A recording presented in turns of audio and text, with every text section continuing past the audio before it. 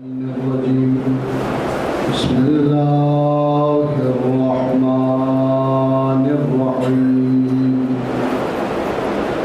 الحمد لله الذي هدانا لهذا وما كنا لنهتدي لولا أن هدانا الله لقد جاءت رسل ربنا بالحق ثم الصلاة والسلام والتحية والإكرام على سيدنا ونبينا وطبيب نفوسنا وشفيع ذنوبنا العبد المؤيد والرسول المصدق والمصطفى الأمجد المحمود الأحمد أبي القاسم محمد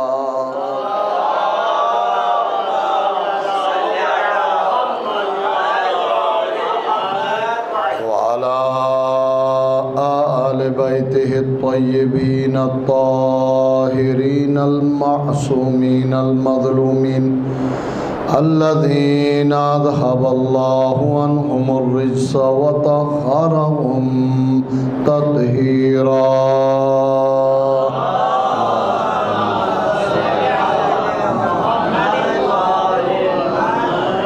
لا سيما على بقية الله في الأرضين وحجته على العالمين عجل اللهم له الفرج وسهل اللهم له المخرج واجعل لنا من أنصاره وأعوانه ورحمة الله على محبيهم ولعنة الله على أعدائهم أجمعين أما بعد فقد قال الله تبارك وتعالى في قرآن المجيد بسم الله الرحمن الرحيم شهر رمضان الذي أنزل فيه القرآن هدى للناس وبينات من الهدى والفرقان فمن شهد منكم الشهر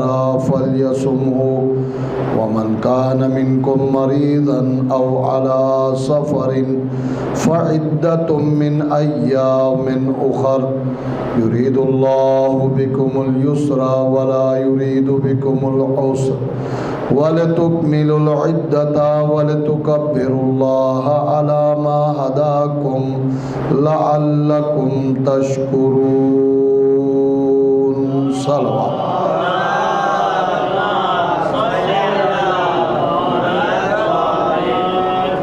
وقال رسول الله صلى الله عليه وآله وسلم أيها الناس إنه قد أقبل إليكم شهر الله بالبركة والرحمة والمغفرة هو شهر أفضل الشهور وأيامه أفضل الأيام ولياليه أفضل الليالي وساعاته أفضل الساعات هو شهر عند الله أفضل الشهور فيه دعيتم إلى ضيافة الله أنفاسكم فيه تسبيح ونومكم فيه عبادة أعمالكم فيه مقبول ودعاؤكم فيه مستجاب فاسألوا الله بنية صادقة وقلوب طاهرة أن يوفقكم لصيامه وتلاوة كتابه صلوات صل على محمد. سامعین ذوی الاحترام، ظاہر ماہ مبارک سیام کی آمد و آمد ہے اور ماہ شعبان کی آخری تاریخیں گزر رہی ہیں. ہو سکتا ہے کل آخری تاریخ ہو سکتا ہے پرسوں. فقہی مسائل میں ان آخری دنوں میں یوم الشک کا مسئلہ سمجھنا ضروری ہے۔ اگرچہ وسائل بہت زیادہ ہیں اور چاند دیکھنے اور نہ دیکھنے کے مسئلے کو آسانی سے حل کر لینا چاہیے، لیکن ہماری تاریخ ہے کہ چاند ہی سب سے گھمبیر مسئلہ ہوتا ہے۔ میں سمجھتا ہوں آج حکومتوں کے درمیان مخالفتوں اور ایک دوسرے کی پریشانی کا جو سبب بنا ہے وہی اصل مسئلہ جو پچھلے سال چاند کا ہوا تھا وہ آج یہاں کر اختتام پذیر ہونے لگا ہے۔ شریعت کا حکم ہے چاند دیکھ کر روزہ رکھو اور چاند دیکھ کر افطار کرو۔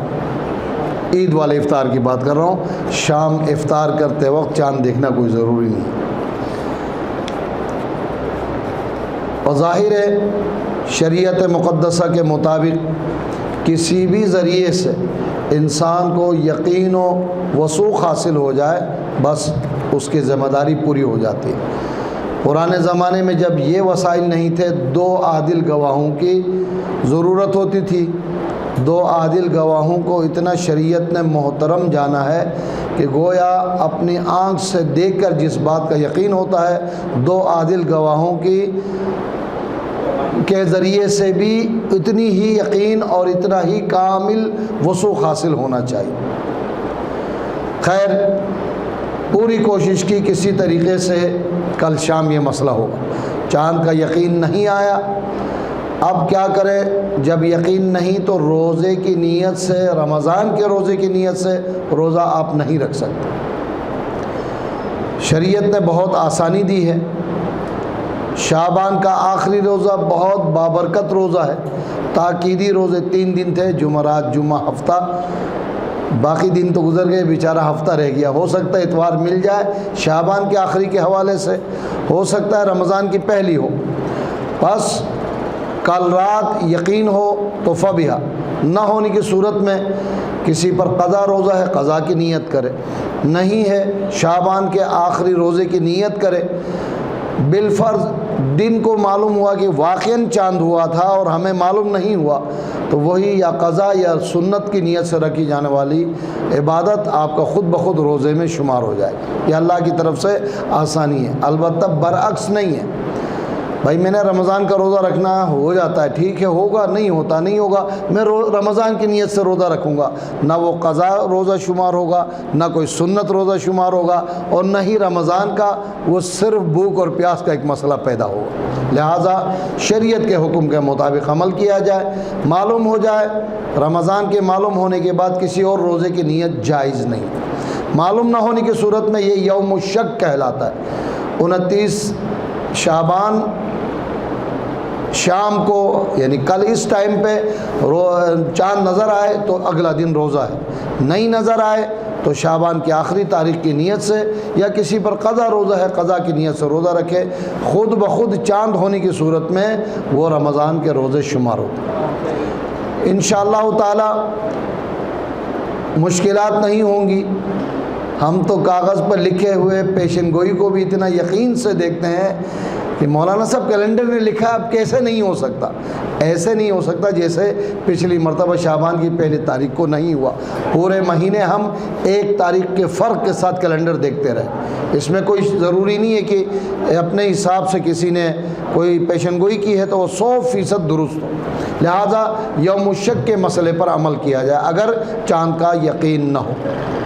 دوسرا مسئلہ، ہر سال نیت کے بارے میں، جبکہ سال ہر سال سے روزہ رکھتے ہیں، نیت کے بارے میں پوچھا جاتا ہے۔ تمام علماء نے اجازت دی ہے کہ پہلی شب پورے رمضان کے مہینے کے روزہ رکھنے کی نیت سے آپ روزہ شروع کریں۔ اتنا پکا نیت آپ کا ہو جاتا ہے کہ اگر کسی وجہ سے بیماری یا سفر کی وجہ سے بیچ میں روزہ ترک بھی کرنا پڑے، آپ کا پورے مہینے کا کیا ہوا نیت بالکل درست ہے۔ گیپ کے بعد بھی دوبارہ اسی نیت سے آپ اپنے روزوں کو جاری رکھ سکتے ہیں۔ ہاں پھر بھی دل کو مطمئن کرنا چاہیں، جیسے حضرت ابراہیم نے فرمایا تھا لیطمئن قلبی، دل کو مطمئن کرنا چاہتا ہوں، تو پھر ہر شب سحری کے اختتام پر یا رات میں کسی ٹائم پر یہ نیت کریں، جیسے مسلمان باقاعدہ مائک پر اعلان کرتے ہیں وَبِصَوْمِ غَدٍ نَوَيْتُ مِنْ شَهْرِ رَمَضَانَ، ایک بار صلوات پڑھیں محمد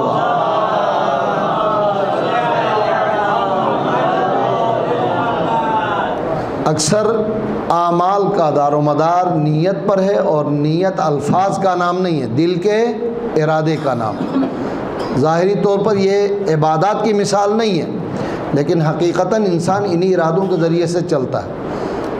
شاید مجھ سے بھی دور سے کوئی مکتب اہل بیت میں درس سننے کے لیے، مجلس سننے کے لیے آیا ہو، لیکن دروازے پر کھڑے ہو کر کبھی نیت نہیں کی ہو کہ میں قربتاً اللہ مکتب کی طرف جا رہا ہوں، تب میرا قدم چلے، ایسا تو نہیں ہے۔ ارادے کے ساتھ روزانہ ہم جہاں منزل مقصود ہے وہاں پہنچ جاتے ہیں، پھر دوبارہ خیریت سے گھر بھی آتے ہیں۔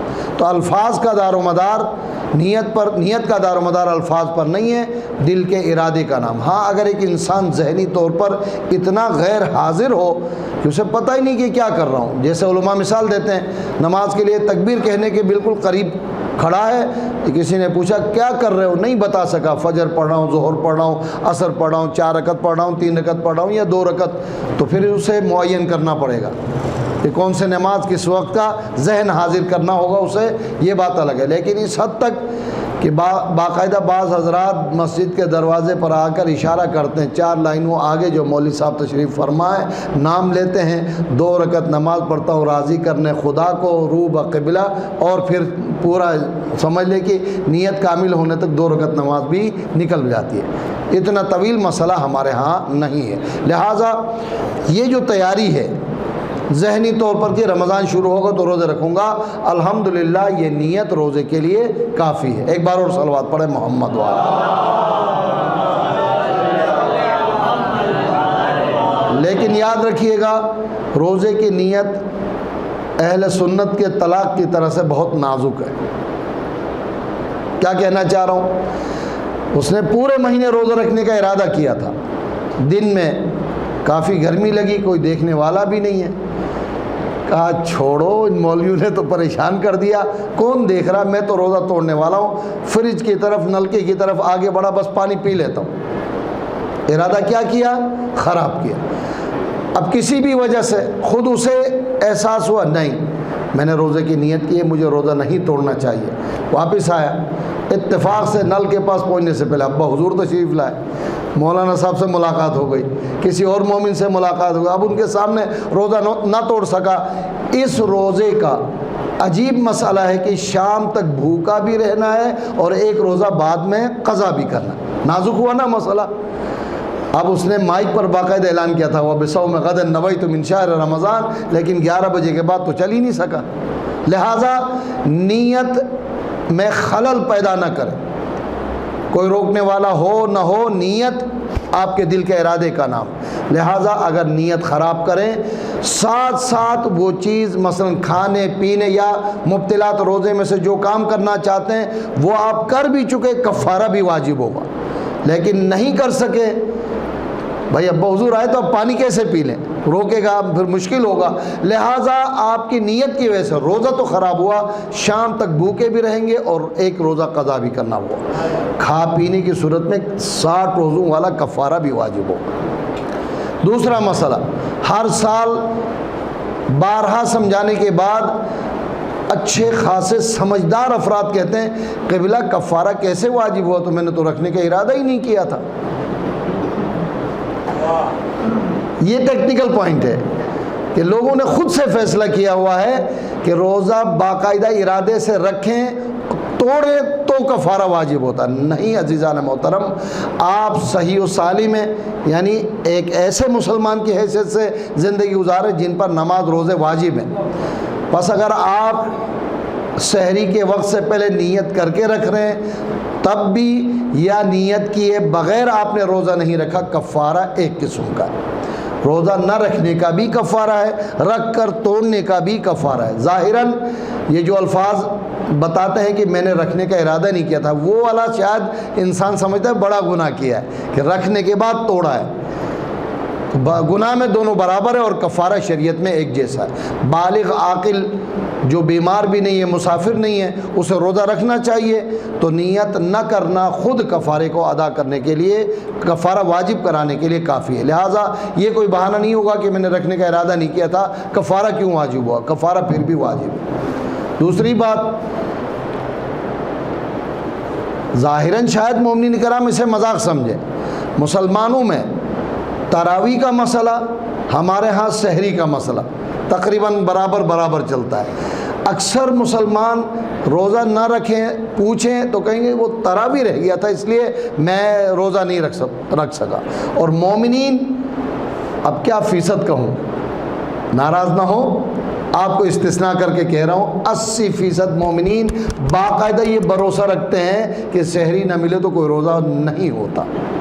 روزہ تراویح اور سحری کی وجہ سے واجب نہیں ہے، یا اس کے ساتھ منسلک مسائل نہیں ہیں۔ البتہ وہ باجماعت نماز پڑھ کے مزید سنت عمل میں خرابی پیدا کر کے شریعت میں بھی بدعت پیدا کر چکے ہیں، وہ الگ مسئلہ۔ لیکن یاد رکھیے، ہر شب ماہ رمضان مومن پر بھی سنت مؤکدہ ہے کہ 20 رکعت نمازیں پڑھیں ہر شب، اور اگر شب قدر ہو تو 100 رکعت کا انعام الگ سے ہے۔ جو 300 رکعت ہم 100 رکعت کر کے پڑھتے ہیں نا 19، 21 اور 23 کی تاریخ کو، وہ 100 رکعت اپنی جگہ پر، لیکن ہر شب ایون ان تینوں راتوں میں بھی 100 کے علاوہ 20 رکعت پڑھ کے پورے ماہ رمضان کی چاند کی پہلی تاریخ کی شب سے لے کر آخری عید کی شب تک 1000 رکعت پورا مکمل کرنا مستحب تاکیدی ہے۔ مشکل ہو جاتا ہے ہمارے ہاں، یہ بھی مسائل پیدا ہوتے ہیں کہ سال بھر نماز پڑھنے والے رمضان کے کاروبار میں ایسے پڑ جاتے ہیں، نہ روزہ نہ نماز، بس کما لیا کافی ہے۔ الحمدللہ، اللہ کا بڑا احسان ہوا اس سال، نہ روزہ نہ نماز، کاروبار اچھا ہوا، اللہ کا بڑا احسان ہوا۔ یقین جانیے، مستحب کی حد میں اگر بیان کروں تو افطاری اور سحری وہ انسان کی سہولت ہے کہ جو فائدہ انسان کا ہے، کھانا پینا کس کا، مگر اللہ تعالیٰ تبارک و تعالیٰ نے اسے سنت قرار دے کر اس عمل میں بھی اجر و ثواب دینے کا ضرور وعدہ فرمایا۔ لیکن سحری نہ ملے یا مثلا تراویح کی نماز نہ پڑھ سکے، اس سے روزہ معاف ہونے یا روزہ واجب ہونے کا کوئی دار و مدار نہیں۔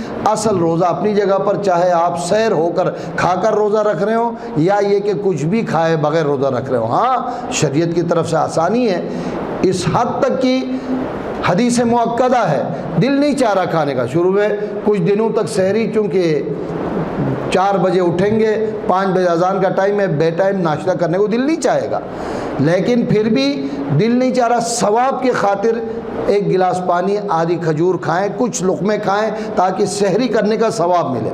پھر پلٹ کر نہیں پوچھے کہ پھر آپ نے کیوں منع کیا، سحری نہ ملنے پر روزہ نہیں۔ ہاں، سحری کا روزے سے یہ تعلق نہیں ہے کہ نہ ملنے پر روزہ معاف ہو یا ملنے پر ہی روزہ رکھو گے، یہ ایک غلط فہمی ہے۔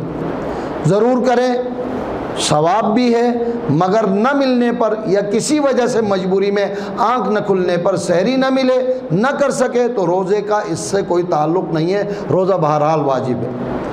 ایک ایکسیپشنل ذہن میں آ رہا ہے کہ اگر سحری پر ہی دار و مدار ہے، وہ بیچارہ ایسے بھوکا پیاسا انسان ہے کہ کھائے بغیر وہ روزہ رکھ نہیں سکے گا، اور اگر رکھے گا تو اس کی جان کو خطرہ ہوگا، ملے گا شاید ایسا کوئی، شاید مل جائے کوئی بیماری سبب بن جائے، بھوک اور پیاس ایسا غلبہ ہو کہ اگر وہ افطار نہیں کرے گا تو اس کی جان کو خطرہ ہے، تو یہ پھر الگ مسئلہ ہوا، سحری کی وجہ سے نہیں، اس کے اپنی تکلیف اور بیماری اور بھوک و پیاس کے برداشت نہ کر سکنے کی وجہ سے۔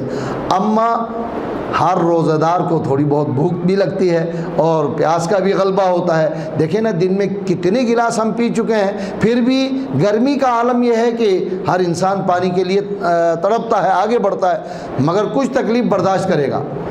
شریعت مقدسہ میں جو عمل مشکل ہوگا اس کا ہی اجر و ثواب زیادہ ہے۔ مولا کائنات امیر المؤمنین علی ابن ابی طالب علیہ السلام کا مشہور فرمانے کے 2 چیزیں مجھے پسند ہیں، ایک سیف، سین یہ فے، سیف کے ذریعے سے جہاد کرنا، اور ایک سواد یافا صیف گرمی کے موسم میں روزہ رکھنا۔ اگر مولا کے ماننے والے ہو تو بس یہی دلیل ہمارے لیے کافی ہے کہ جناب جتنا عمل نسبتاً مشکل ہوگا اجر و ثواب بھی اتنا ہی زیادہ انسان کو حاصل ہوگا۔ اگلی بات عرض کروں، نیتوں کے سلسلے میں پریشان نہ ہو۔ سحری کا روزے سے ثواب، رمضان میں ہی سحری کرتے ہیں، سب کچھ ہے، مگر سحری نہ ملنے پر روزہ معاف نہیں ہے۔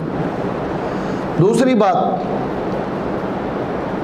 ہر عمل کے لیے خاص وقت ہے سمجھانے کے لیے۔ عزا کے لیے یقیناً ایام عزا محرم سفر معین ہے، عبادت کے لیے تلاوت کے لیے رمضان معین ہے۔ اس بنا پر اگر ایک انسان اس کیٹیگری میں ہے، خدا نے خواستہ کہ اسے تلاوت بھی کرنی نہیں آتی، تو کم از کم رمضان میں یہ مصمم ارادہ کرے کہ اس رمضان میں تلاوت کرنا تو سیکھ لوں، لہذا رمضان کا یقیناً اسے فائدہ حاصل ہو۔ وعدہ ہے خدا کا۔ ایک بندہ تھوڑا سا اس سے آگے تلاوت تو کر سکتا ہے، صحیح تلاوت نہیں کرتا۔ تجوید کے مطابق جو حضرات تجوید کے قوانین کے ساتھ پڑھتے ہیں، بہت مشکل ہے، ہر انسان کے لیے آسانی سے ان مسائل کا سیکھنا آسان نہیں ہے۔ وہ طے کرے کہ تلاوت تو کر رہا ہوں، کچھ غلطیاں ہیں، غلطیوں کو درست کر کے تجوید کے ساتھ تلاوت کرنے کی کوشش کروں گا۔ بہت سے مقامات پر الحمدللہ دینیات سینٹرز میں خصوصی اہتمامات کے ساتھ تلاوتیں ہوتی ہیں، علماء کرام طلباء حضرات باقاعدہ تجوید کے ساتھ تلاوت کرواتے ہیں۔ ان مراکز میں یا ان دروس میں ضرور شرکت کیا کریں۔ اس رمضان میں اپنی تلاوت صحیح کروں گا۔ تیسرا مرحلہ الحمدللہ تلاوت بھی صحیح ہے۔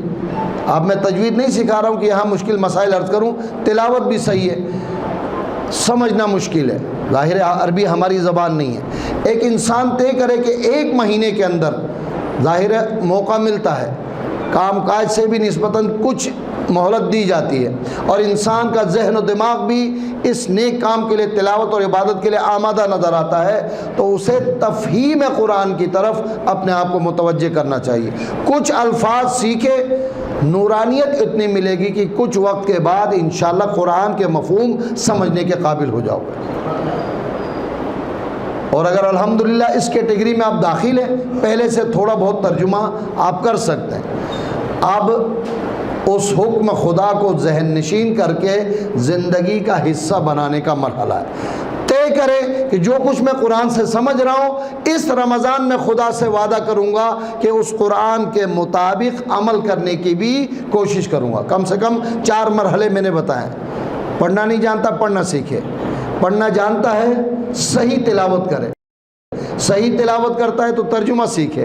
ترجمہ بھی جانتا ہے تو اس ترجمے کے مطابق، اس حکم کے مطابق عمل کرے۔ کیوں وہ آیت، وہ حدیث بیان کی جاتی ہے؟ کتنے قرآن کی تلاوت کرنے والی حدیث ہے، یاد رکھیے گا، صرف جذباتی کوئی جملہ نہیں ہے۔ کتنے ایسے تلاوت کرنے والے افراد ہیں کہ وہ تلاوت کرتے ہیں جبکہ ثواب ملنے کے بجائے قرآن ان پر لعنت بھیجتا ہے۔ رب تال القرآن والقرآن یلعنہ۔ کیوں؟ ظاہر ہے استقبال رمضان کا درس ہے، تو میں کوئی بات جتنا میں جانتا ہوں کم از کم چھپاؤں گا نہیں۔ کیسے ممکن ہے؟ میں بسم اللہ الرحمن الرحیم آیت نمبر 183 سورہ بقرہ، سورہ نمبر 2 الحمد کے بعد ہے، اس لیے آیت نمبر 183، یا ایھا الذین آمنوا، جھوم کے تلاوت سے پڑھ رہا ہوں، بڑی قرات سے پڑھ رہا ہوں، یا ایھا الذین آمنوا کتب علیکم الصیام کما کتب علی الذین من قبلکم لعلکم تتقون۔ اس کے بعد انکار کا یہ عالم ہے کہ بہت اچھی تلاوت کی تھی، گلا خشک ہو گیا، اٹھ کر جا کر پانی پی لو اور کھانا کھا لو۔ تلاوت کیا کی ہے؟ اے صاحبان ایمان، تم پر روزے ایسے فرض کیے گئے ہیں جیسے تم سے پہلی والی امتوں پر روزے فرض کیے گئے تھے۔ اس کا سبب فلسفہ ہی ہے لعلکم تتقون، تم پرہیزگار بنو۔ بڑی پیاری آواز میں تلاوت کرنے کے بعد جا کر روزہ توڑ دے، لعنت کرے گا قرآن یا نہیں؟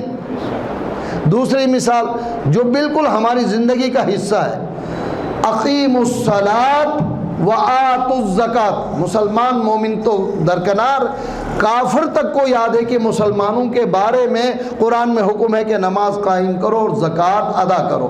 نہ نماز پڑھے نہ زکوٰۃ ادا کرے اور بڑی پیاری آواز میں، سریلی آواز میں تلاوت کرے، تو یہ آیت اس انسان پر لعنت کرے گی یا نہیں؟ ہم سب کو جو آیت یاد ہے، سب کو بہتر طریقے سے یاد ہے، لعنت اللہ علی الکاذبین۔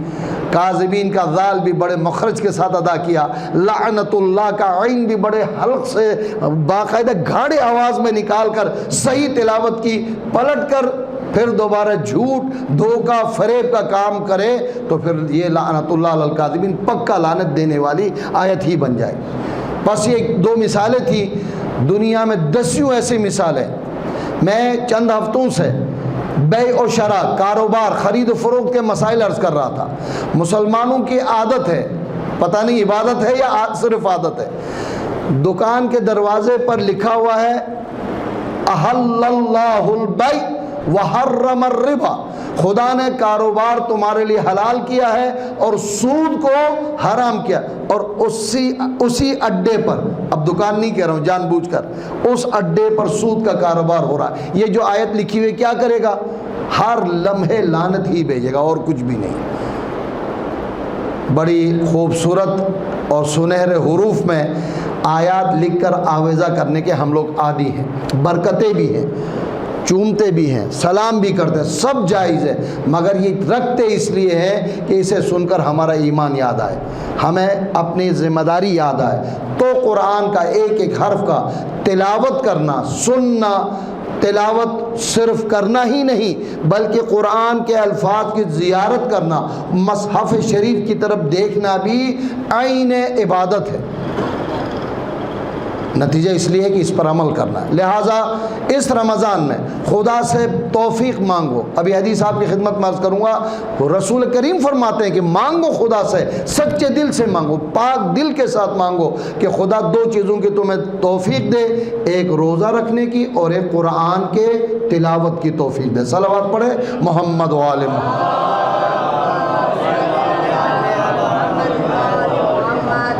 روٹین کے ساتھ جو مسائل بیان کیے جاتے ہیں کہ 8 یا 9 چیزیں ہیں جو روزے کو باطل کر دیتی ہیں، جس کو فقہ میں مبطلات روزہ کہا جاتا ہے۔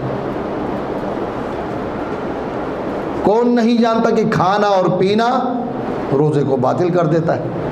کھا پینے کے بعد بھی کوئی روزہ ہوتا ہے، لیکن یہ پڑھنے کے بعد پھر افسوس کا مقام یہ ہے کہ مولا کائنات فرماتے کتنے ایسے روزے دار ہیں جنہیں روزے سے سوائے بھوک و پیاس کے کچھ بھی نصیب نہیں ہوتا۔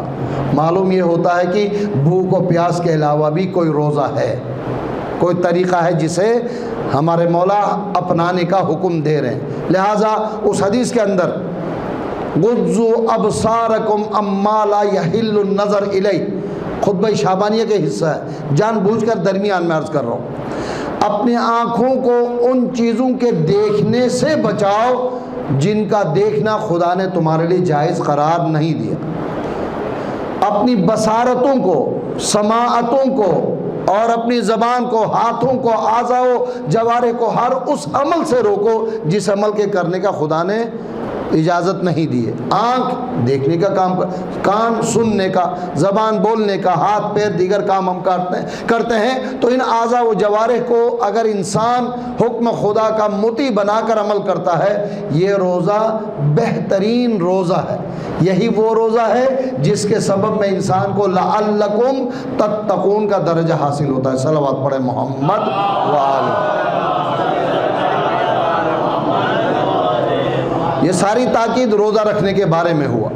اب ایکسیپشنل خود خدا نے استثناء رکھی، شہر رمضان الذی، آیت نمبر 185، شہر رمضان الذی انزل فیہ القرآن، اللہ کا وہ مہینہ کہ جس میں قرآن نازل ہوا۔ کون قرآن؟ کون سی کتاب؟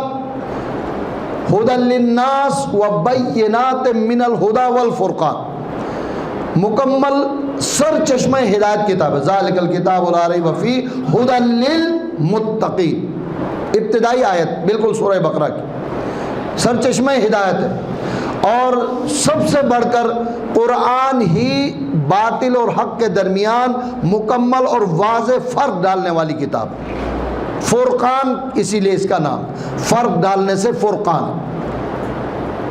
لیکن ساتھ ساتھ یہ حکم بھی قرآن کی طرف سے، فَمَنْ كَانَ مِنْكُمْ مَرِيضًا أَوْ عَلَى سَفَرٍ فَعِدَّةٌ مِّنْ أَيَّامٍ أُخَرَ، تم میں سے خدا نے خواستہ کوئی بیمار ہو یا سفر پہ جانا پڑے تو ان دنوں کو شمار کر کے، عدہ کاؤنٹ کر کے، عورتوں والا عدہ نہیں، یہ کاؤنٹ کرنے والا عدہ ہے، کاؤنٹ کر کے اتنے دن میں روزہ نہ رکھ سکا، اتنے دن سفر میں رہا، روزہ مکمل کرنے کے بعد، عید کے بعد، آسائش میں سفر سے گھر آنے کے بعد، بیماری سے صحت یاب ہونے کے بعد، ان روزوں کو بھی قضا کے طور پر رکھ کر تعداد مکمل کرو۔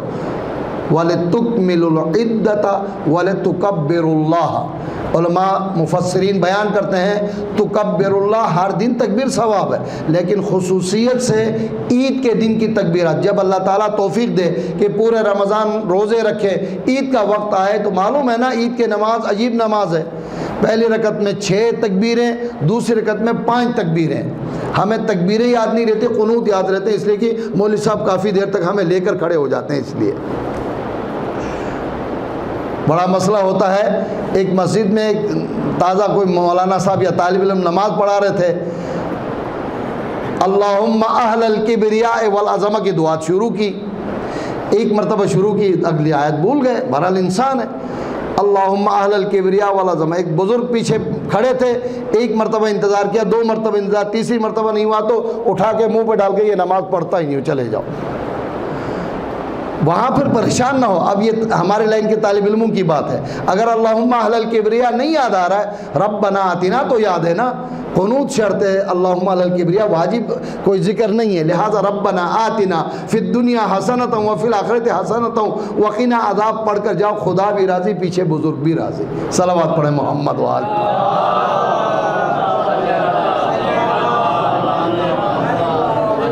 وَلِتُكَبِّرُوا اللَّهَ عَلَى مَا هَدَاكُمْ، کیا عبادت ہے روزہ، جو روزے کے لطف اور مزے کو جانتے ہیں وہی اس بات کو محسوس کر سکتے ہیں۔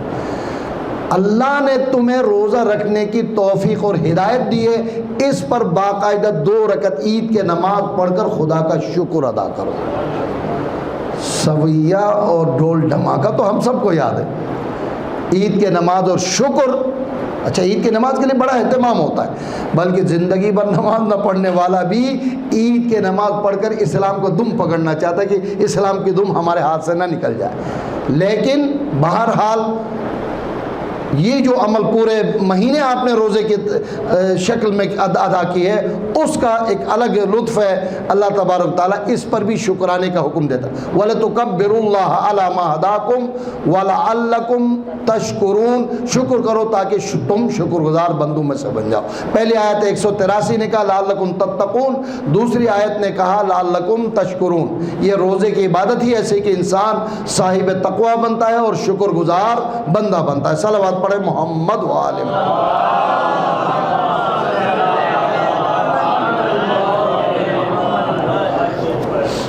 اب میں نسبتاً تقریر اور مسائل سمیت، ہوتا ہے نا مکس کبھی معاملہ ہوتا ہے، مسائل کو بھی نہیں چھوڑ رہا ہوں اور ساتھ ساتھ کچھ ضروری گفتگو بھی۔ شریعت مقدسہ میں اس وقت جو روزہ واجب ہے انتہائی آسان اور سہل عبادت ہے۔ ناراض تو ہو رہے ہوں گے، 13 گھنٹے 14 گھنٹے روزہ رکھنا پڑے گا، اور ادھر مولوی صاحب کہہ رہے تھے کہ آسان روزہ ہے۔ جی ہاں، اس روزے سے جو پیغمبر گرامی قدر کے ان احکامات نافذ کرنے سے پہلے جو امتوں پر روزے فرض تھے اس سے بہت زیادہ سہل اور آسان۔ آیت نمبر 188 سورہ بقرہ کے 127ویں آیت دعا کے لیے، وَإِذَا سَأَلَكَ عِبَادِي عَنِّي فَإِنِّي قَرِيبٌ أُجِيبُ دَعْوَةَ الدَّاعِ، یہ دعا کی آیت ہے۔ اب میں اس کو تلاوت کر کے ترجمہ کرنا بھی شروع کروں گا، پھر وقت اجازت نہیں دے گی مجھے اگلی بات عرض کرنے کا، لہٰذا دعا کی آیت بھی پڑھیے، تفسیر میں پڑھیے، کچھ نہیں تو میں دستبستہ گزارش کرتا ہوں مولانا فرمان علی صاحب کا ترجمہ پڑھ لیجئے، بہت ساری نورانی باتیں معلوم ہو جائیں گی، ایمانی نور حاصل ہوگا، ایمان میں جلا بخشے گا۔ آیتوں کا احکام بہت ضروری ہے، ربط دعا، عبادت اور روزوں کا آپس میں ربط ہے، یہ بھی تو خدا نے بیچ میں بیان کیا ہے۔ اس کے بعد احل لکم لیلۃ الصیام الرفث الی نسائکم، اللہ تعالیٰ نے روزے کی راتوں میں تمہاری بیوی کو تمہارے لیے حلال کیا۔ خود بخود سوال پیدا ہوتا ہے کیا کبھی حرام تھی؟ جی ہاں، کتنا سخت حکم کہ جس طرح روزے کی حالت میں انسان میل ملاپ میاں بیوی والا نہیں کر سکتا، راتوں میں بھی پیغمبر کے اعلان سے پہلے تک باقاعدہ پابندی تھی، بلکہ اعلان کے چند مہینوں بعد تک یہ حکم ابھی تک لاگو تھا۔ مجھے نہیں معلوم کہ میں اشارتاً بات کروں گا تو بات واضح ہوگی یا نہیں۔ ایک انتہائی مسلمانوں کی نگاہ میں مقتدر شخص آ کر کہتا ہے یا رسول اللہ یہ غلطی مجھ سے ہو گئی۔ جب بڑے بھائی نے جب اعتراف کیا تو ایک چھوٹے بھائی نے بھی اعتراف کیا، مولانا صاحب مجھ سے بھی غلطی ہو گئی۔ وہاں مولانا نہیں، یا رسول اللہ ہے۔ جب اسے دیکھا تو نہ بہت بڑے نہ بہت چھوٹے، درمیان والے نے بھی اعتراف کر لیا کہ مجھ سے بھی غلطی ہو گئی۔ رسول نے دیکھا یہ تو معاملہ خراب ہے، اب اوروں سے بھی پوچھیں کہ آپ بھی کیا کرتے ہیں، آپ کیا کرتے ہیں، بہت مشکل مسئلہ ہوتا ہے۔ نبی رحمت للعالمین فوراً خدا سے گڑ گڑا کر دعا کرنے لگے، یا اللہ یہ تو کمزور بندوں کے بارے میں جانتے ہو، بڑا مشکل مسئلہ ہوا، کچھ آسانیاں پیدا کر۔ یہ آیت نمبر 187 نازل ہوئی، احل لکم لیلۃ الصیام الرفث۔ آج کے بعد دن کی جو پابندیاں ہیں رات میں مکمل طور پر ختم۔ سحری کا کوئی حکم نہیں تھا، بلکہ آ کر انسان سو جائے تو سو جانے کے بعد کھانے کی اجازت نہیں تھی، گویا روزہ شروع ہوا۔ جنگ بدر روزے کی حالت میں ہوا ہے، جس میں خندق کھودا گیا تھا۔ ایک مسلمان نے خندق کھودتے کھودتے ہوئے بیچارہ اتنا تھک گیا کہ آ کر بیوی سے کہا کھانا دو، جیسے ٹیک لگایا آنکھ لگ گئی۔ کتنے سچے مسلمان تھے، ذرا خیال کیجئے گا ہماری حالت کیا ہے، اسے ذرا اندازہ فرمائیں۔ اب بیوی کھانا لے کر آئی، جناب اٹھو کھانا لے کر آئے، کہا رسول نے منع کیا آنکھ لگنے کے بعد آپ کھانا نہیں کھا سکتے۔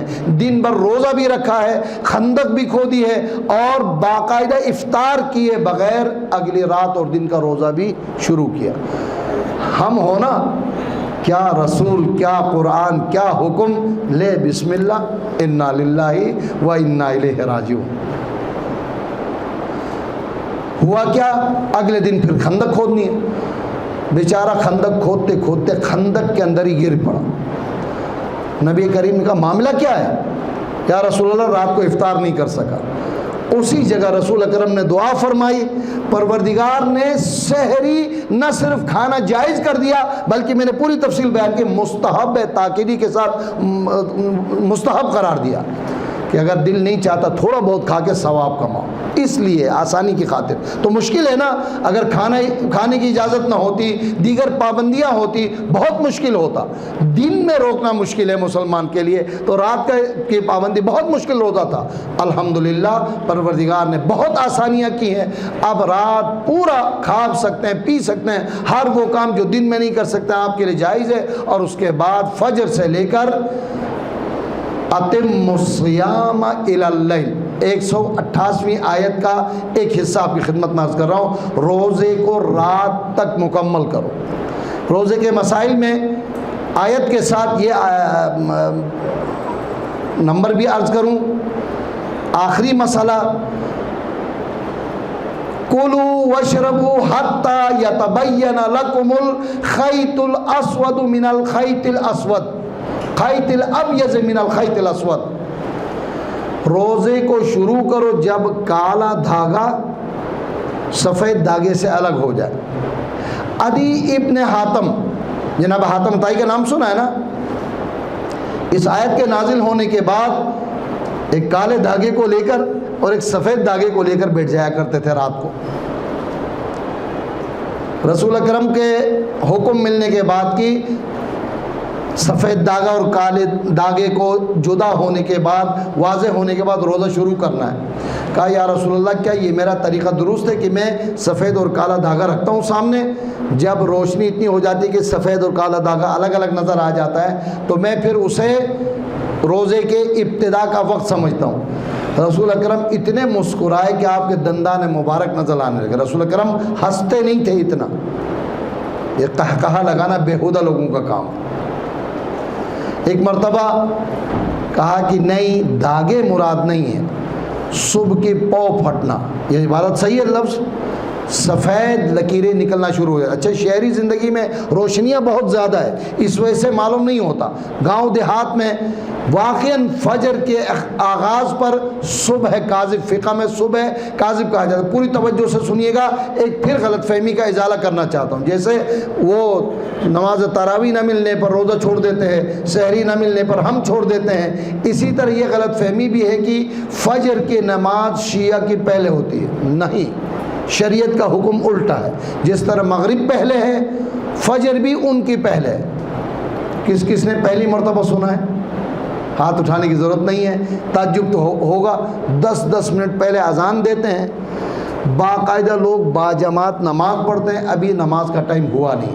اگر باجماعت نہ پڑھیں، کسی کو کام پہ جانا ہوتا ہے، کسی کو سونا ہوتا ہے، بھئی اذان تو ہو گئی، نماز پڑھو اور اللہ اللہ خیر سے. بہت مشکل مسئلہ ہے. صبح کاذب اہل سنت کا اور صبح صادق فقہ جعفریہ کا طریقہ ہے. کیسے؟ سفید لکیریں مشرق کی طرف سے نکلنا شروع ہو جاتی ہے. ابھی باقاعدہ معلوم نہیں ہوتا شعاعیں کس طرح، باقاعدہ سورج کی شعاعیں نہیں، فجر کے وقت کی بات کرو. باقاعدہ 10 منٹ بعد، 8 منٹ بعد تقریباً صبح کاذب کے بعد یہ لکیریں باقاعدہ سفید اور کالی لکیریں نظر آتی ہیں. اس کو قرآن نے کہا ہے کلو وشربو، کھاتے پیتے جاؤ یہاں تک کہ حتی یتبین لکم الخیط الابیض من الخیط الاسود، یہ سفید اور کالی نشانیاں واضح ہو جائے، بس فجر کا وقت ہوا. تو ٹھیک ہے، بطور احتیاط 2-4 منٹ بعد افطار کرنا، 2-4 منٹ پہلے کھانا پینا بند کرنا اچھی بات ہے. لیکن اذان کی آواز سن کر یا جو مختلف چارٹس تیار کیے جاتے ہیں اس کے ٹائم ٹیبل کو دیکھ کر نماز پہلے پڑھو گے تو پھر صبح کی نماز باطل ہوگی. اس کا تھوڑا خیال رکھیں. مل کر بآواز بلند صلوات پڑھیں محمد.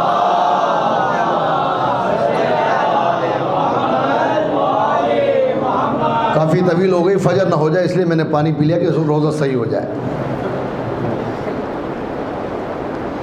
آئیے قرآن کی آیات، روزے کے احکامات، استثنائی قرآن کے حکم. مریض اور مسافر، شاید اس سے پہلے کسی درس میں نے وقت ضرورت کہیں یہ مثال دی ہے، مگر یہ یاد رکھیں کہ مرضی سے کام کرنے یا زیادہ زحمت اٹھانے کا نام اطاعت نہیں ہے، بلکہ خدا کی مرضی کے مطابق عمل کرنے کا نام اطاعت ہے. کیا سمجھا رہا ہوں؟ آج باقاعدہ لکھے پڑھے لوگ، پروفیسرز حضرات، ماسٹرز اور ہیڈ ماسٹر حضرات اعتراض کرتے ہیں قبلہ آج روزہ سفر میں نہ رکھنے کی کیا ضرورت ہے؟ اس لیے کہ باقی سب تو روزہ رکھ کے سفر کرتے ہیں، جب رکھنا ہوتا تو نہیں رکھتے، سفر میں ضرور روزہ رکھتے ہیں. یہ افراط و تفریط ہے. تو انہیں دیکھ کر ہمارے افراد بھی کہتے ہیں پرانا زمانہ تھا، مثلا پیدل سفر، جانور پر سفر، پریشانیاں آج کی طرح سے ہوٹل اور انتظام اور اے سی اور ویسی کچھ بھی نہیں تھا. اب تو میں ایک صاحب کا جملہ ہے، میں امانتاً عرض کر رہا ہوں، گھر سے اے سی گاڑی میں گیا، ایئرپورٹ میں جہاز میں بیٹھا، پھر وہاں صاحب کا انتظار ہو رہا ہے ایسی گاڑی میں، پھر میں گھر میں چلا گیا، مجھے روزہ توڑنے کی کیا ضرورت ہے؟ یہی سوال جو حضرات حوزہ علمیہ کے علماء کا نام یاد رکھتے ہیں، ایک مشہور نام آپ کی خدمت میں عرض کر رہا ہوں، البتہ سطحیات کا علم حوزہ علمیہ میں میٹرک لیول تک کو کہتے ہیں، اور ظاہر پرائمری، مڈل اور میٹرک لیول درست نہ ہو تو پھر ایم اے اور بی اے ہمارا بیکار خود بخود ہوگا یا نہیں؟ اس لیے تو ہماری ڈگریاں فضول نکلتی ہیں. اور کیوں؟ ڈگری ہوتا ہے کاغذ پہ، لیکن ڈگری والا اس کا ڈگری پارا گرا ہوا ہوتا ہے. سطحیات کا ایک استاد ہے، مدرس ہے افغانی، مرحوم ہو چکے، پروردگار ان کے علمی خدمات کے ذریعے سے ائمہ معصومین کے ساتھ مشہور فرمائے. بآواز بلند صلوات پڑھیں محمد.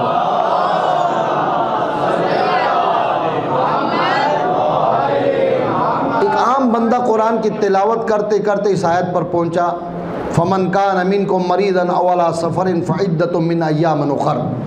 تم میں سے جو مریض اور مسافر ہو اسے دن کاؤنٹ کر کے بعد میں قضا کرنا، اس وقت روزہ نہیں رکھنا. اب ظاہر حکم ہے، جو بات سمجھ میں نہ آئے جا کے فَاسْأَلُوا أَهْلَ الذِّكْرِ إِن كُنتُمْ لَا تَعْلَمُونَ، نہیں جانتے ہو تو جاننے والوں کے پاس جا کے معلوم کرو۔ اس مدرس کے پاس آ کر کہا قبلہ ایک سوال ہے، بے ادبی نہ ہو تو پوچھو۔ کہا بسم اللہ پوچھو۔ اللہ تبارک تعالیٰ ارشاد فرماتا ہے کہ تم مریض ہو تو روزہ نہ رکھو، مسافر ہو تو روزہ نہ رکھو، لیکن میں چاہتا ہوں ٹھیک ہے مریض ہوں، مرض بھی ہے اور روزہ بھی، دونوں تکلیفیں برداشت کر کے روزہ رکھنا چاہتا ہوں، روزہ توڑنے پر خدا راضی ہے یا روزہ رکھنے پر خدا راضی ہے؟ ماشاءاللہ، کیا بہترین سوال۔ معصوم کا فرمان ہے کلم الناس علی قدر عقولہم، لوگوں کے عقلوں کے مطابق بات کرو۔ ایک مزدور پیشہ انسان ہے، اس کے سامنے فلسفہ، منطق اور تفسیر و تعویل پیش کرو، وہ بیچارہ کیا سمجھے گا؟ استاد اسی لیے استاد کہلاتا ہے۔ پوچھا آپ کام کیا کرتے ہو؟ سائل سے پوچھا کام کیا کرتے ہو؟ کہا میں مستری ہوں، عربی میں بننا کہتے ہیں، بننا دیوار چننے والا۔ اچھا آپ دیوار پر ہوتے ہو، اینٹ یا پتھر چنتے چنتے کوئی ہیلپر ہوگا تیرے ساتھ، کوئی مدد کرنے والا؟ یقیناً، کوئی نئی بات تو ہے نہیں، مزدور ساتھ ہوتا ہے۔ ایک مقام آتا ہے، دیکھیں یہاں پر اگر ٹائل نہ لگے ہو تو دیوار کے اینٹیں نظر آتی اور پھر معلوم ہوتا ہے ایک جگہ پر آدھی اینٹ لگانی ہوتی ہے، وہاں استاد اپنے شاگرد سے کہے آدھی اینٹ دو، اور شاگرد یہ کہے استاد کو خوش کروں گا اور پوری اینٹ دے آپ کے ہاتھ میں، کیا کرو گے؟ اس نے 2 منٹ توقف کے بعد کہا اٹھا کر اس کے سر پہ ماروں گا، اس لیے کہ آدھی کی جگہ تھی، پوری اینٹ کیوں دی؟ یہی بات ہے نا۔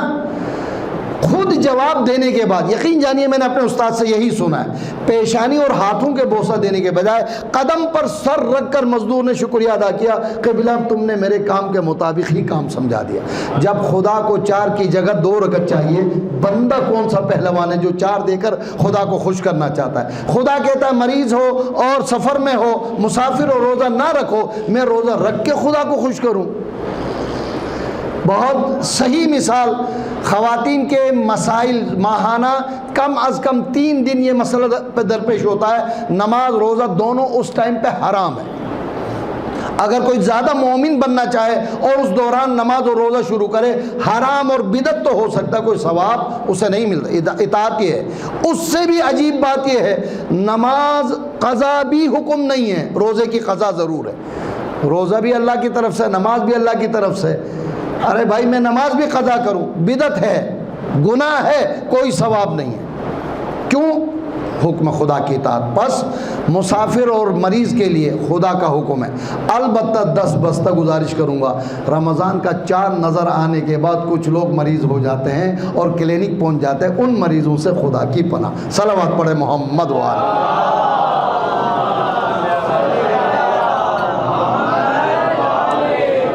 خدا بہتر جانتا ہے کہ وہ روزہ توڑنے والا مرض ہے یا جان بوجھ کر روزے سے جان چھڑانے والا مریض بنا، خدا تو بہتر جانتا ہے۔ لہٰذا اس مسئلے کا خود انسان ذمہ دار ہے، خود اگر وہ برداشت کر سکتا ہے تو روزہ رکھنا واجب ہے، نہیں برداشت کر سکتا، طبیب حاذق بھی کہے تو پھر آپ کو روزہ نہیں رکھنا۔ میں نے اصل گفتگو مکمل کی، لیکن حکماً باقاعدہ خطبہ شعبانیہ کی طرف اشارہ کرنے کا حکم دیا گیا ہے۔ ضروری باتیں میں نے عرض کی ہے۔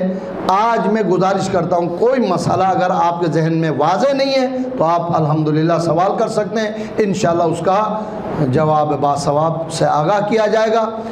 آخری بات یہ ہے کہ شیخ صدوق علیہ الرحمہ اپنی مشہور کتاب اعمالیہ شیخ صدوق، اسی حوالے سے مستدرک الوسائل، وسائل الشیعہ، بہار الانوار اور دیگر حدیث کی متعدد کتابوں میں شیخ صدوق علیہ الرحمہ سے یہ روایت نقل کی گئی کہ آپ فرماتے ہیں کہ 8ویں امام حضرت امام رضا علیہ السلام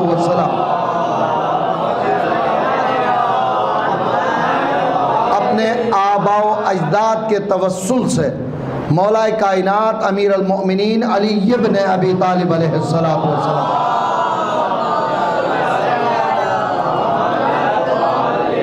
یہ حدیث بیان فرمائیے کہ امیر المومنین فرماتے تھے کان رسول اللہ خطب الناس یوما، حدیث کا یہ ابتدائی حصہ ہے۔ ایک مرتبہ رسول نے لوگوں سے یوں خطاب کیا، پھر مفسرین نے تفصیل کی ہے کہ ماہ شعبان کا آخری جمعہ تھا، جیسا آج گزر گیا، آخری جمعہ تھا، رسول نے لوگوں کو متوجہ کیا۔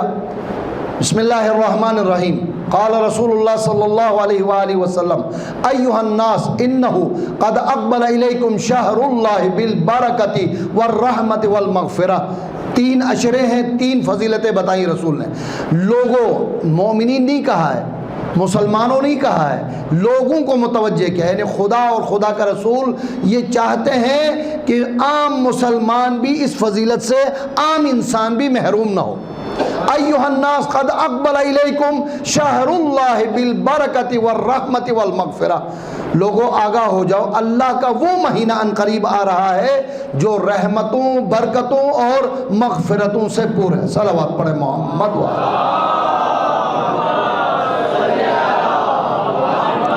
شہر اللہ الحرام، اپنی تمام تر برکتوں، فضیلتوں، رحمتوں، مغفرتوں کے ساتھ آنے والا ہے۔ ہوا شہر افضل الشہور، یہ وہ مہینہ ہے کہ تمام مہینوں سے افضل ترین مہینہ ہے۔ ایامہ افضل الایام، اس کا ہر دن تمام دنوں سے افضل۔ ولیالیہ افضل اللیالی، اس کی ہر رات تمام راتوں پر افضل۔ بلکہ اور تاکیداً ساعاتہ افضل الساعات، ماہ رمضان کی ایک ایک ساعت، ایک ایک لحظہ، ایک ایک گھڑی تمام ساعتوں، لحظوں اور گھڑیوں پر افضل اور برتر ہے۔ کتنا بڑا مہینہ ہے؟ ہوا شہر فیہ دعیتم الی ضیافت اللہ، اس زبان سے بیان فرما رہے جس زبان کو وما ینطق عن الہوی ان ہوا الا وحی یوحی کی سند حاصل ذات گرامی ہے۔ ختمی مرتبت پر ایک بار صلوات پڑھے محمد وعلی۔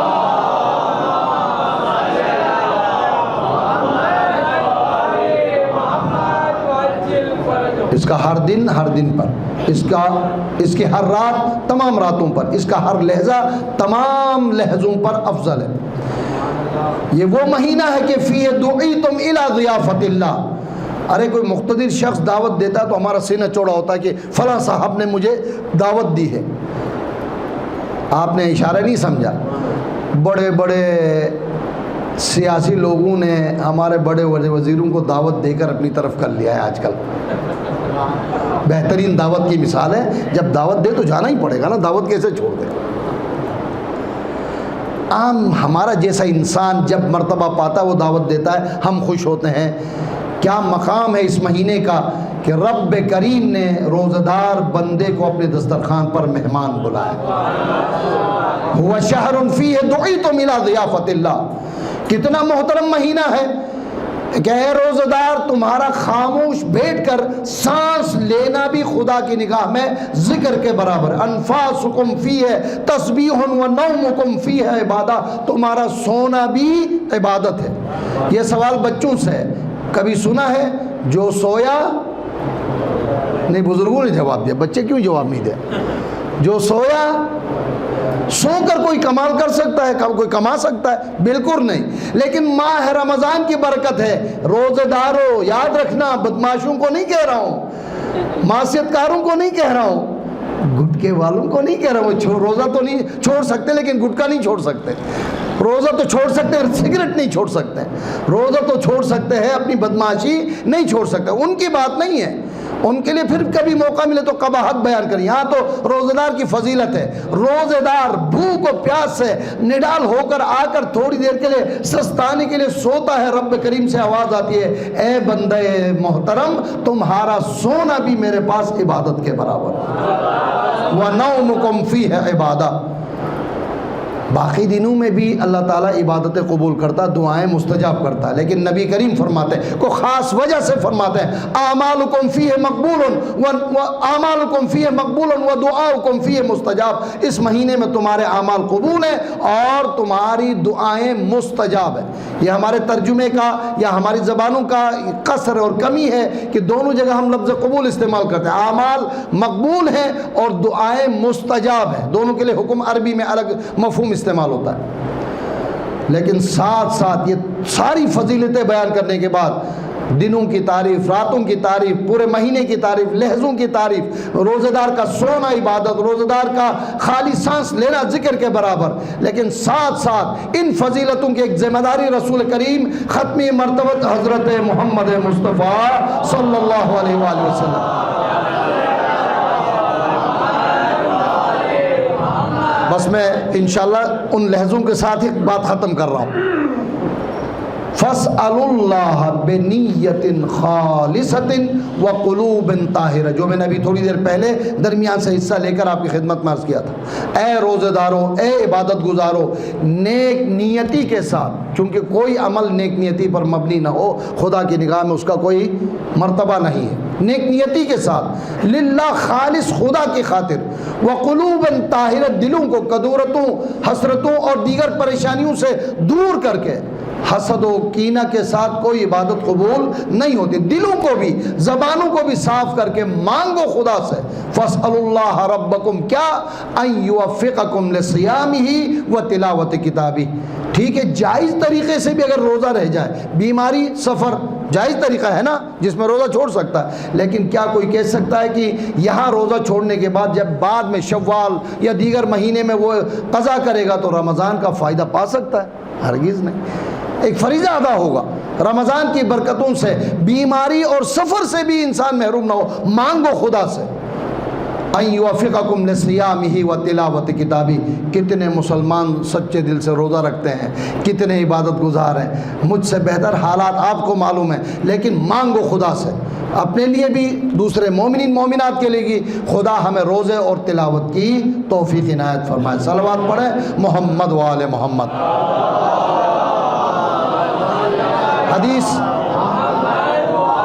حدیث بہت طویل ہے، پوری بات میں عرض نہیں کر سکوں گا، بس مصائب کے چند جملے بھی عرض کرنے ہیں۔ ظاہر ہے ہمارا ایمان ہے کہ جس طرح فضائل عبادت ہے، مصائب بھی عبادت ہے۔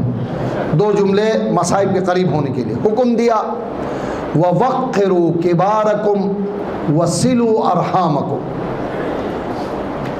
اے لوگو، صرف روزہ، نماز، تلاوت عبادت ہی عبادت نہیں ہے، بلکہ رمضان میں یہ بھی عبادت ہے، ہر دن یہ بھی عبادت ہے۔ بزرگوں کا احترام کرو، بچوں پر رحم کرو، اور یتیموں پر صدقے کے ذریعے سے کرم کرو۔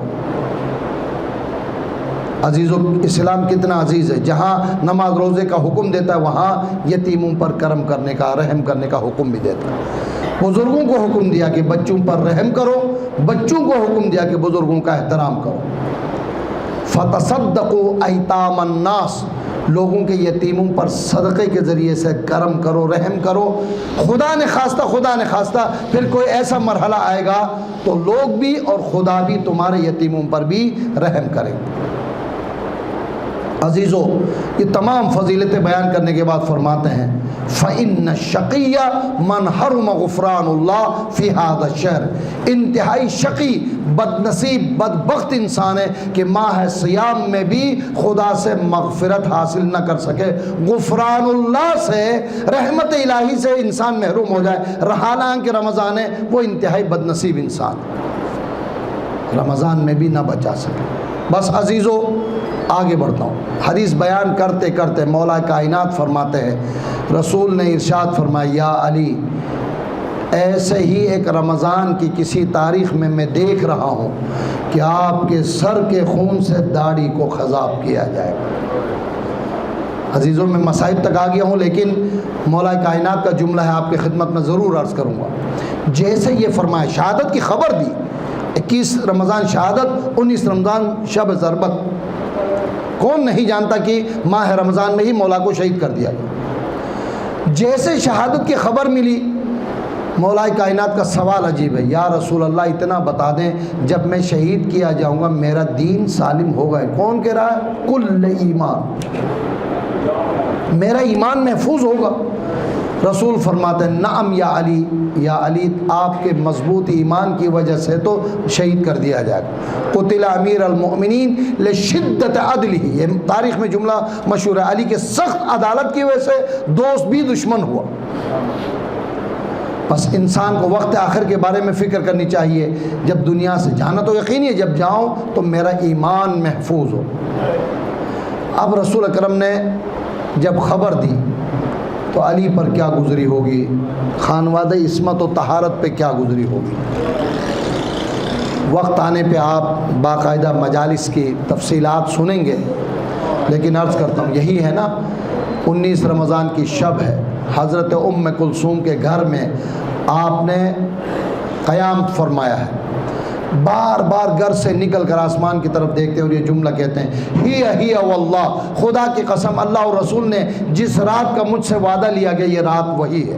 حضرت ام کلثوم فرماتی ہیں اتنا مضطرب بابا کو کبھی میں نے نہیں دیکھا تھا۔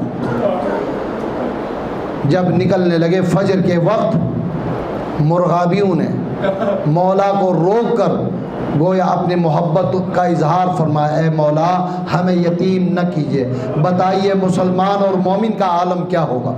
جب دروازے سے نکلنے لگے، دروازے کی کنڈی میں ابا کا دامن الجھ گیا۔ ایک مرتبہ مولا کائنات نے اپنے آپ سے کہا اشدد حیازیمک للموت، اے علی اپنے آپ کو موت کے لیے آمادہ کرو، یہ چیزیں تمہیں روک رہی ہیں۔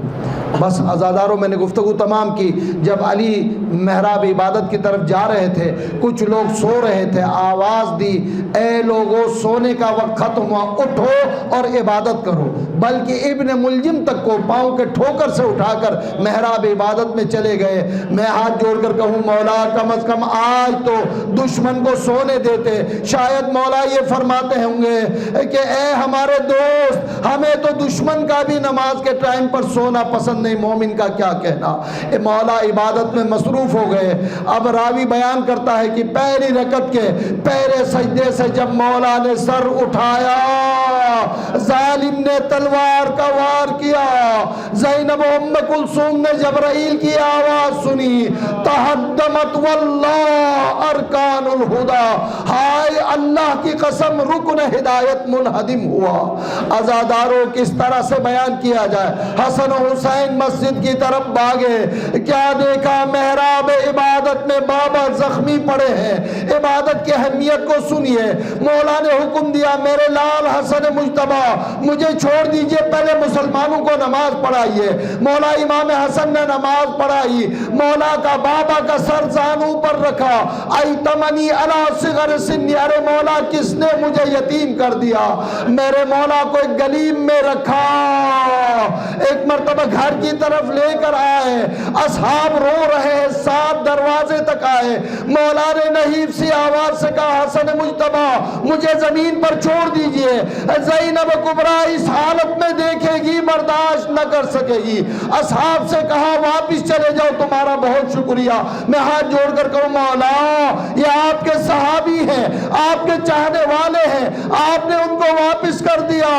کل روز عاشور حسین کا سر قلم ہو رہا ہوگا، زینب کبریٰ چند قدم کے فاصلے پر تماشا دیکھ رہی ہوگی، ہائی ندا دینے والا ندا دے رہا ہوگا، الا قد قتل الحسین بکربلا۔